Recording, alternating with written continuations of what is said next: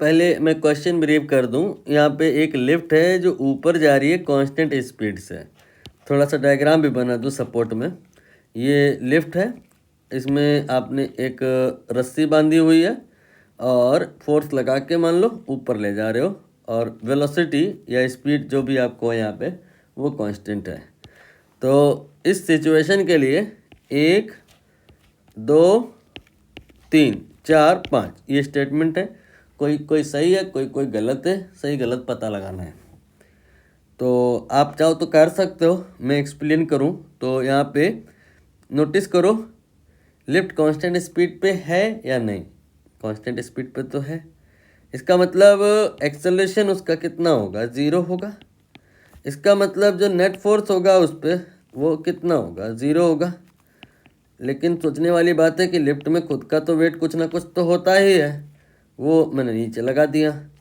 तो फिर ये आपने जो लगाया है फोर्स, नेट फोर्स कह रहे हो 0 है, कैसे पॉसिबल है? अगर आप रस्सी के मार्फत इतना ही फोर्स लगा दो जितना लिफ्ट का वेट है, या लिफ्ट के अंदर जो आदमी है वो भी इंक्लूड कर लो, वो सारा वेट जितना डाउनवर्ड है अपवर्ड डायरेक्शन में उतने लगा दो, तो वेट बैलेंस हो जाएगा और नेट फोर्स 0 हो जाएगा। अब यहाँ पे लिफ्ट का स्पीड कांस्टेंट है, एक्सेलरेशन ऑलवेज 0 रहने वाला है, नेट फोर्स ऑलवेज 0 रहने वाला है। mg ये चेंज हो नहीं रहा है। लिफ्ट से कोई आदमी ऐसा तो नहीं बोल रहा निकल के बाहर आ गया, ऐसा होगा तो फिर तो mg चेंज होगा, कम होगा, तब जाके टेंशन जो है उन्हें चेंज होगी। यहाँ m नहीं चेंज हो रहा है और t ऑलवेज mg के बराबर रहने वाला है, तो t भी कांस्टेंट रहेगा। रस्सी में टेंशन नहीं चेंज होगा। टेंशन ये जो पहला स्टेटमेंट है वो कांस्टेंट सही है। अब दूसरा रीड करो, कह रहे काइनेटिक एनर्जी कांस्टेंट है एलिवेटर की। काइनेटिक एनर्जी किसी भी बॉडी का होता है हाफ mv²।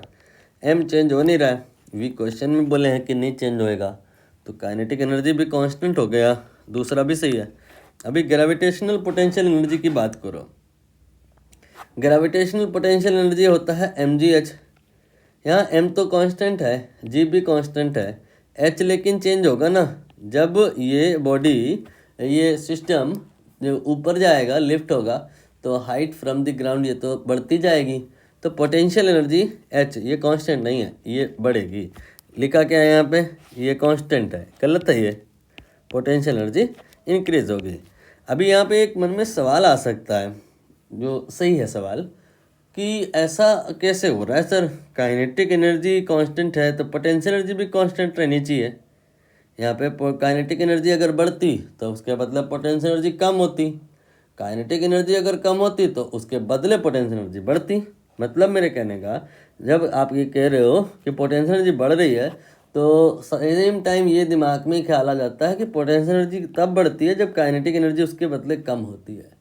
सही बात है यार, पोटेंशियल एनर्जी अगर बढ़ती है तो काइनेटिक एनर्जी घटती है, ये सही बात है। लेकिन ये तब होता है जब मैकेनिकल एनर्जी कांस्टेंट हो।